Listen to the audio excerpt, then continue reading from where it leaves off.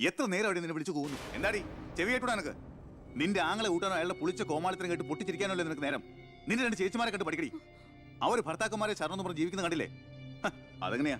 കണ്ണി കണ്ടവരോടൊപ്പം കറങ്ങി നടന്നൊരു വിഴുപ്പിനല്ലേ എന്റെ അല്ലെ കെട്ടിവെച്ചത്? കൊന്നുകളയും ഞാൻ. അറിയില്ല നിനക്കെന്നെ. എന്റെ മനസ്സാരെങ്കിലും വേദനിപ്പിച്ച അത് ഞാൻ നിന്നോട് തീർക്കും. അളിയ ഒരു മിനിറ്റ് ഒന്നും കൂടെ. ഞാനെന്താ പറയണോന്ന് വിചാരിച്ചല്ലോ. കഞ്ഞു കുടിച്ചോണ്ടിരിക്കുന്നു. എനിക്കെന്തേലും ദേഷ്യം തോന്നിയ വിഷമം തോന്നിയ ഞാനത് നേരിട്ട് തീർക്കും. മേലാൽ ഇത് ആവർത്തിക്കരുത്. എന്താണ് അവിടെ ഒരു ശബ്ദം കേട്ടത്? വിഷു ഒക്കെ ആവാറായില്ല അമ്മ. ഞങ്ങൾ വെറുതെ പടക്കം പൊട്ടിച്ച് കളിച്ചാ. ഗുഡ് നൈറ്റ് അളിയ. അമ്മ ചെന്ന് കഞ്ഞു കുടിക്കേ.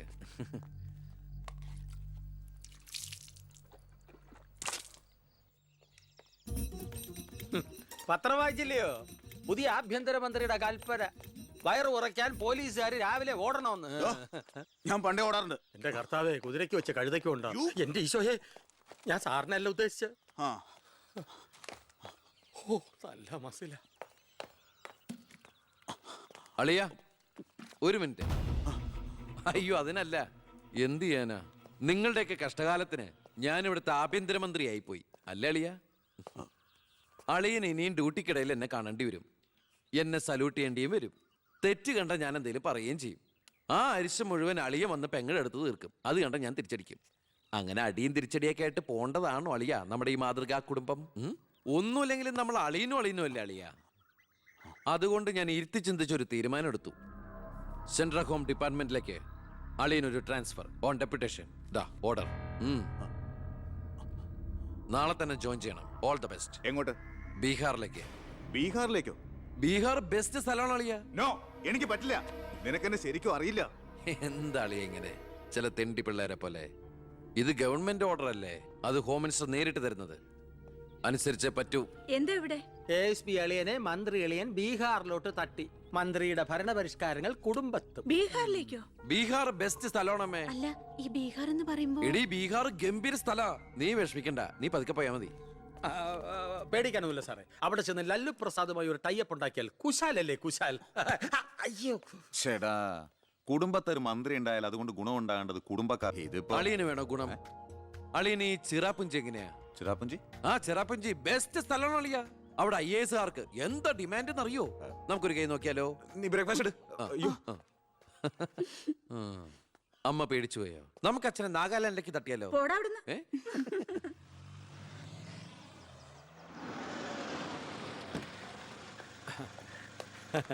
നമസ്കാരം. നമസ്കാരം. Good morning. Good morning. മനസ്സിലായില്ലേ? മേഴ്സി വർഗീസ് ഇവിടുത്തെ ഫേമസ് പബ്ലിക് പ്രോസ്റ്റിറ്റ്യൂട്ടാ. പഴയ ജോലിയൊക്കെ നിർത്തി ഇപ്പൊ അച്ഛന്റെ കേസ് മാത്രമേ എടുക്കൂ. കൂടെ കയറിയങ്ങ് പോട്ടോ. വൃത്തിയിട്ടവനെ, താനാ പറഞ്ഞതിന്റെ അർത്ഥം എനിക്കറിയോ? മാഡം മാഡം മാഡം അറിയാതെ നാ ഒന്ന് പിഴച്ചു പോയതാണ്. മാഡം എന്റെ സ്വന്തം അമ്മയെ പോലെയാണ്, സ്വന്തം ഭാര്യയെ പോലെയാണ്, പെങ്ങളെ പോലെയാണെന്നാണ് ഞാൻ ഉദ്ദേശിച്ചത്. എന്താ ഇവിടെ ബഹളം? കയ്യും കബളും കൂടെ കൂട്ടിമുട്ടിയതാ. ഈ കള്ളനായിരുന്നോ? ഞാൻ കള്ളനല്ല, കള്ളന് കഞ്ഞി വെച്ചു. തൂക്കിയെടുത്ത് പുറത്താക്കണോ? ഞാൻ ഉദ്ദേശിച്ചത്. ഇയാൾ ഒന്നും ഉദ്ദേശിക്കണ്ട. മേലിൽ മുറ്റത്ത് കാലി കുത്തിപ്പോരുത്. ഞാൻ ഈ കാലി എന്റെ ഉദ്ദേശങ്ങളൊന്നും പഴയതുപോലെ ഫലിക്കുന്നില്ലല്ലോ. തെളിവുകളും സാക്ഷിമൊഴികളും അനുകൂലമാണെങ്കിൽ പിന്നെ ഒന്നും പേടിക്കാനില്ല. സെൽഫോൺ ഒരു പ്രധാനപ്പെട്ട തെളിവല്ല. അതിലേക്ക് ആർക്ക് വേണമെങ്കിലും വിളിക്കാം, തിരിച്ചും വിളിക്കാം. പക്ഷേ ശാരിയുടെ സാക്ഷിമൊഴി പ്രധാനമാണ്. അതിലൂടെ മാത്രമേ വെട്ടൂർ ശിവനും ഈ കൊലയും തമ്മിലുള്ള ബന്ധം വാദിഭാഗത്തിന് തെളിയിക്കാൻ പറ്റൂ. ഈ വെട്ടൂർ ശിവൻ നിരപരാധിയാണെങ്കിൽ അച്ഛനും നിരപരാധിയാണല്ലേ മാഡം? അതെ. അപ്പോ എങ്ങനെയും ശാരിയുടെ മൊഴി നമുക്ക് അനുകൂലമാക്കണം. അച്ഛൻ ആ കുട്ടിയോടൊന്ന് സംസാരിച്ച. ഓ, ഇവിടുത്തെ പഴയ ബാല്യക്കാരുടെ മോളാ അവള്. ഇനി ഞാൻ അവളെ കാല് പിടിക്കണമെന്ന് പറഞ്ഞാ? അച്ഛാ, ഇപ്പൊ ആവശ്യം നമ്മുടെതാ. അവൾ അനുസരിക്കും. അതിനുള്ള തന്ത്രങ്ങളൊക്കെ അച്ഛൻ അറിഞ്ഞൂടെ?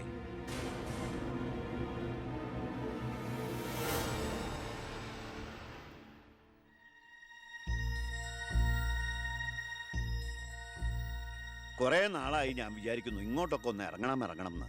സത്യം പറഞ്ഞ സമയം കിട്ടാറില്ല. അല്ല, ഇവളെങ്ങനെ നിർത്തിയാ മതിയോ? കെട്ടിച്ചുടണ്ടേ? കല്യാണ ചെലവൊക്കെ ഞാൻ ഏറ്റവും പറ്റിയ പയ്യനെയും കണ്ടെത്താം. നമുക്കിത് ഗംഭീരമാക്കണം, ഒരു ഉത്സവം പോലെ. ഗോപാലപിള്ള സാറിനെ എനിക്ക് മറക്കാൻ പറ്റുമോ? എന്നെ രാഷ്ട്രീയത്തിലേക്ക് കൈപിടിച്ച് കയറ്റിയ രാഷ്ട്രീയ ഗുരുവാണ് നിന്റെ മുത്തച്ഛൻ. മരിക്കാൻ കിടക്കുമ്പോൾ ഞാൻ അദ്ദേഹത്തിന് കൊടുത്ത വാക്കാ, ഈ കുടുംബം അനാഥാകില്ലെന്ന്. ആ എന്നാ ഞാൻ ഇറങ്ങട്ടെ. ഓ. ഞാൻ എന്തോ മറന്നല്ലോ. ആ മോളെ, പിന്നെ മോൾക്കറിയാമല്ലോ നിരപരാധിയായ എന്നെ ഒരു കേസിൽപ്പെടുത്തിയ വിവരം. ആ പ്രതിക്കെതിരെയുള്ള മോളുടെ മൊഴി അതൊന്നും മാറ്റി പറയണം. ഞാൻ സത്യ പറയൂ. എന്റെ മുന്നിൽ വെച്ച് നടന്ന കൊലപാതകത്തിന് കൂട്ടു നിൽക്കാൻ എന്നെ കിട്ടില്ല. തെറ്റ് ചെയ്തവരാരായാലും അവർ ശിക്ഷിക്കപ്പെടണം. ഓ, കുറെ കാലം എന്റെ വീട്ടിൽ നിന്നല്ലേ തള്ളയും മോളും. ഉണ്ട ചോറിന് നന്ദി കാണിക്കാൻ പറ ദേവകിയമ്മ മോളോട്. അമ്മ പറയില്ല.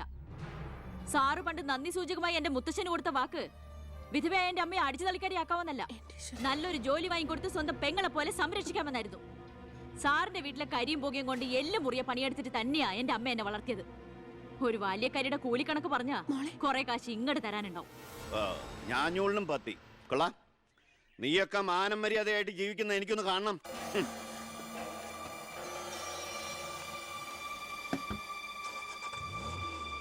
എടാ ഞാനാ. എന്താ അച്ഛാ? ഏയ് നടക്കില്ലടാ. ഇന്ന് അച്ഛൻ അവളുടെ അടുത്ത് പോയി, നാളെ അവൾ അച്ഛൻ്റെ അടുത്ത് വരണം. അച്ഛൻ സമാധാനമായിട്ടിരിക്കെ, ബാക്കിയൊക്കെ ഞാൻ നോക്കിക്കോളാം.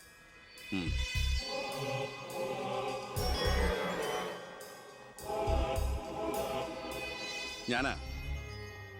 പേര് ശാരിക, കോട്ടപ്പുറം സ്കൂളിലെ ടീച്ചറാ.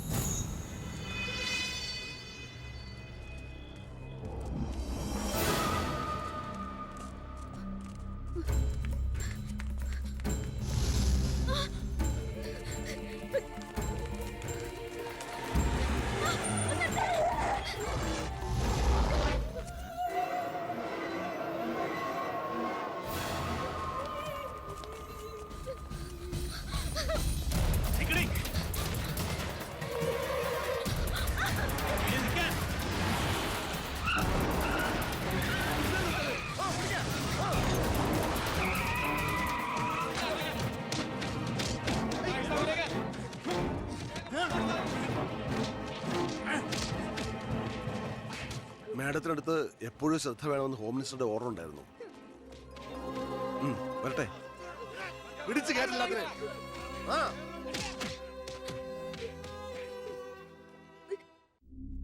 ആ ഗുണ്ടകളെല്ലാം മണിക്കൂറുകൾക്കുള്ളിൽ ജാമ്യത്തിറങ്ങിപ്പോയി സർ. അവർക്ക് വേണ്ടി ക്യൂ നിൽക്കുകയാണ് ആവശ്യക്കാർ.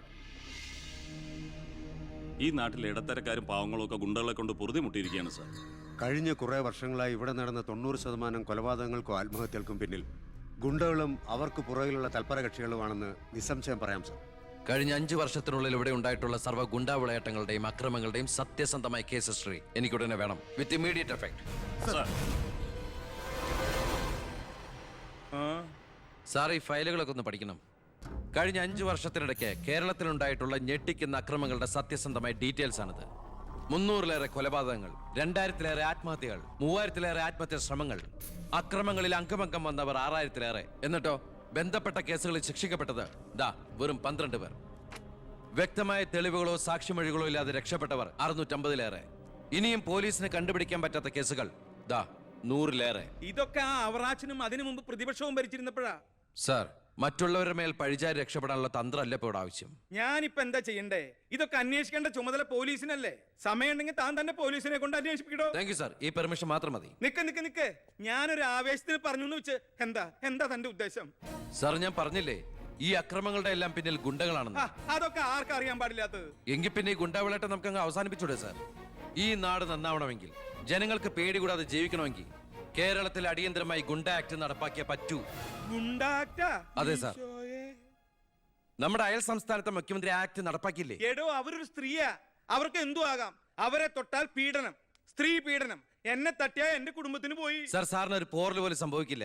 ഇതിപ്പോ പോറലല്ലോ, ഓട്ടയല്ലേ വീഴാൻ പോണത്. ഓട്ട ഈ വെടിയുണ്ടിയും കത്തിയൊക്കെ കയറുമ്പോണ്ടാവണം ഓട്ട. സാർ, ഞാൻ പറയുന്ന താൻ എന്ത് പറഞ്ഞാലും ഞാൻ സമ്മതിക്കില്ല. ഇതൊക്കെ തനിക്ക് മുൻപരിചയം ഇല്ലാത്തോണ്ട് തോന്നുന്നു മണ്ടത്തരാ. എങ്കിൽ പിന്നെ സാർ ഒരു കാര്യം ചെയ്യും, മുൻപരിച്ചുള്ള ആരെങ്കിലും വെച്ച സാർ അങ്ങോട്ട് ഭരിച്ചോ. ഞാൻ രാജിവെക്കാൻ പോവാ. നീ എനിക്ക് ഹാർട്ട് അറ്റാക്ക് ഉണ്ടാക്കുന്ന വർത്താനം പറയരുത്. നീ രാജിവെച്ച് പോയാ എന്റെ മന്ത്രിസഭ മൂക്കൂത്തി വീഴില്ലേ? എങ്കിൽ എന്റെ വഴിക്ക് വരേണ്ടി വരും. നീ പറയണേല് കാര്യമുണ്ടെന്ന് എനിക്കറിയാം, പക്ഷെ നിനക്കൊരു കാര്യം അറിയില്ല.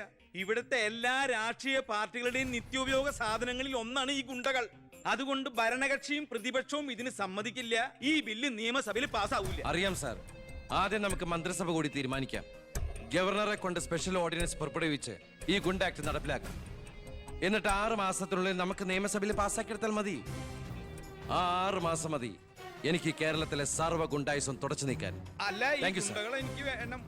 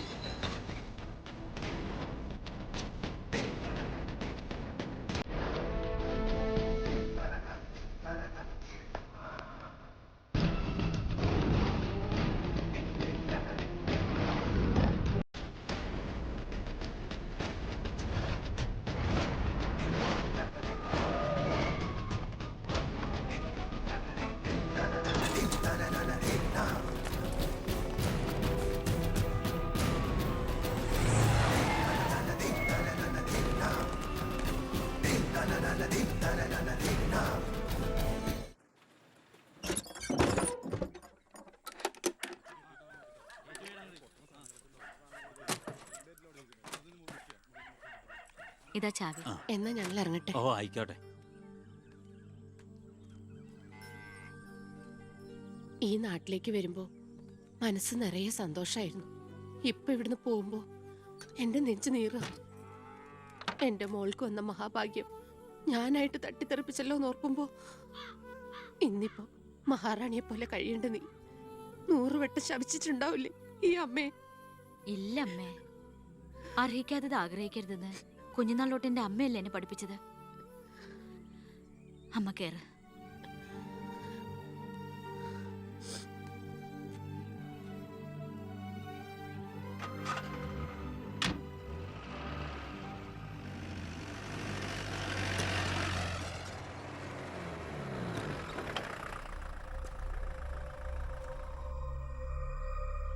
നിർത്തി വണ്ടി എടുക്കല്ലേ.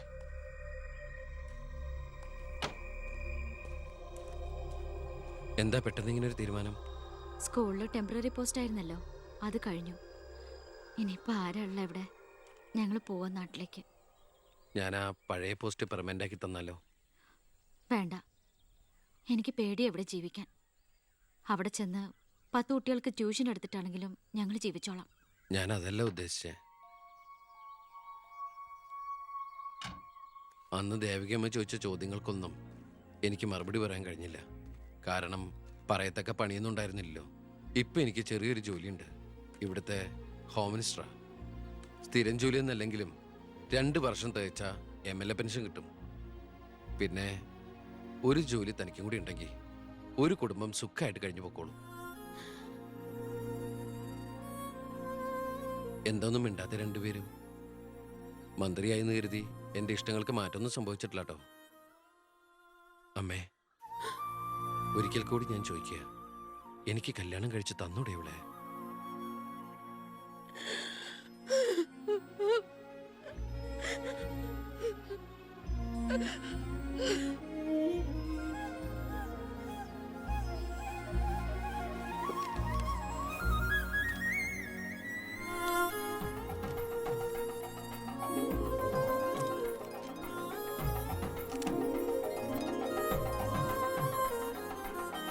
ആരാ സാക്ഷികൾ? ഒരു സാക്ഷിയുണ്ടേ, ഒന്ന് മറക്കേ സാറേ.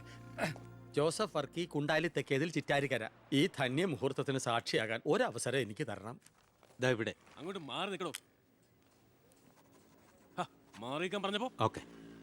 ദാ, തട്ടിപ്പും വെട്ടിപ്പും ഒക്കെ നിർത്തി ഇനിയുള്ള കാലം ഒരു നല്ല മനുഷ്യനായിട്ട് ജീവിക്കണമെന്നാണ് എൻ്റെ ആഗ്രഹം. നല്ലതാ. മന്ത്രിയോടൊപ്പം നടന്നില്ലെങ്കിൽ വീട്ടിലും നാട്ടിലും ഒരു പട്ടിയുടെ വില പോലും എനിക്ക് കിട്ടില്ല. എന്നെ കൈവെടിയരുത്. ഞാനൊന്ന് ആലോചിക്കട്ടെ. എന്താ ഈ പത്രക്കാരും പോലീസുകാരും കാണിക്കുന്നത്? മന്ത്രി വൈഫ് ഒന്ന് പുറത്തേക്ക് ഇറങ്ങിക്കോട്ടെ. ഇന്നത്തെ കൊരകന്റെ പൂമാല കിട്ടിയ പോലെ തിരക്ക് ഉണ്ടാക്കണ എന്താന്നാ ഞാൻ ഉദ്ദേശിച്ചേ.